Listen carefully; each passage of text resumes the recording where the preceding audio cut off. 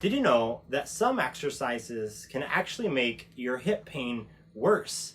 That's right, exercise in general is very good for your hips and other joints, right? It reduces inflammation, it builds muscle strength and mobility and bone density, lots of great benefits to exercise. But there are some types of exercises that can make inflammation and pain worse, especially if you already have arthritis in your hips. So in this video, I want to teach you the 4 main types of exercise that you want to avoid if you have hip pain.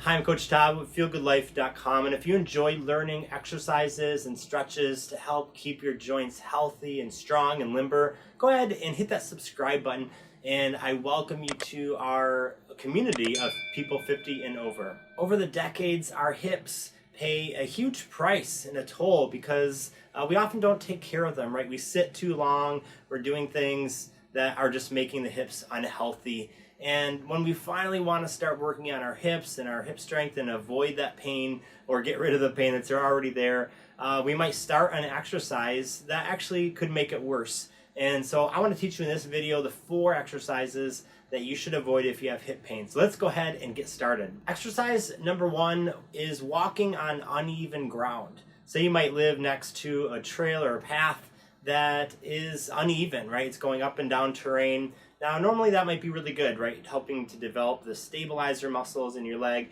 But if you already have hip arthritis, it can be problematic. And the reason actually starts in the feet, right? So say you're walking on uneven ground and you step down from, over a root or something, and your left foot hits down first and your right foot is still up. Well, that's putting more pressure. It's tilting your pelvis in this direction, right? And if you have pain and arthritis, or the ligaments and the tendons aren't very mobile within your hip, well, that's putting your pelvis and your body in a compromised position, especially if you're putting a lot of force, right? Like hiking in an area that has uneven terrain.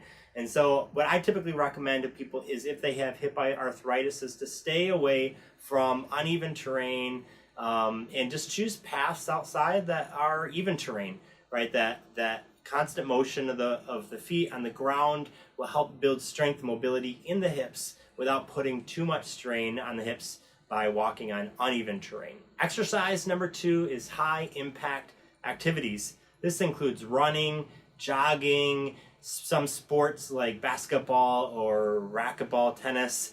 And the reason is similar to the last one, but in addition to not just shifting your pelvis around, is you're creating a lot of side to side motion within the pelvis region. And so this extra strain is putting even more strain on the ligaments and tendons inside your pelvis. So if you have hip arthritis, I recommend staying away from high impact activities. All right, before we move on to exercise number 3, I got a question for you. What causes your hip pain to increase? Are there any activities that you find are really having a difficult time on your hips and kind of aggravates your hips? Go ahead and post. There's a comment section under this video. Go ahead and post what makes your hip pain increase inside. We'd love to hear from you and answer your questions if you have questions, and just help to build some community, and so you can get to know other people within the Feel Good Life community. All right, exercise number 3 is heavy weightlifting, right? So say you're doing squats at the gym and you place a bar,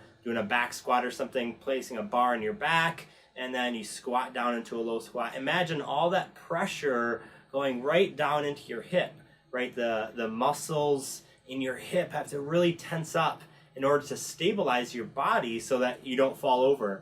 And if you have hip arthritis and inflammation and pain already inside the joint, well, that just adds extra aggravation to that joint and puts you in a position where you could get injured. So I highly recommend staying away from heavy weightlifting, right? There's other exercises like isometrics and bodyweight exercises that you can do to help improve the strength of your hip and mobility of your hip without putting it in a compromised position.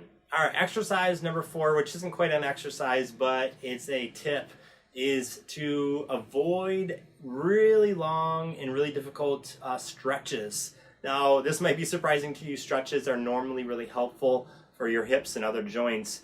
But when you stretch too far, you see people doing extreme stretches, and you might think, oh wow, their muscles and ligaments are really healthy.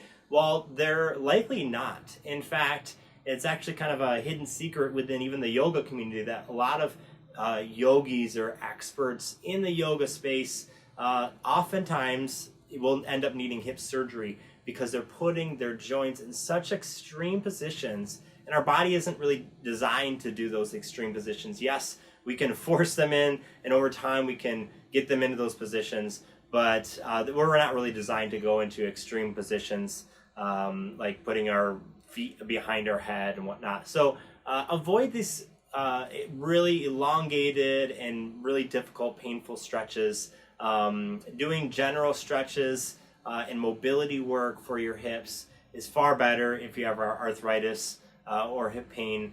But please avoid these kind of crazy different stretches that you might see on the internet. All right, well, those are the 4 exercises that you should avoid if you have hip pain or hip arthritis. If you'd like to learn more about natural remedies for joint pain, we've got a free gift for you at feelgoodlife.com. It's a report on the 9 natural remedies that we recommend to get rid of joint pain. So go ahead and head over there to feelgoodlife.com, or you can click the link in the description and head over there as well. If you enjoyed this video, make sure to hit that like and subscribe button, and you'll be alerted every time we release a new video. If you'd like to learn more exercises, or actually some exercises to help with hip pain that are actually very healthy to do, go ahead and hit this button in this video here. You'll be taken over to our video where we teach healthy hip exercises. So thanks so much for joining us at feelgoodlife.com. I'm Coach Todd, and have an awesome day.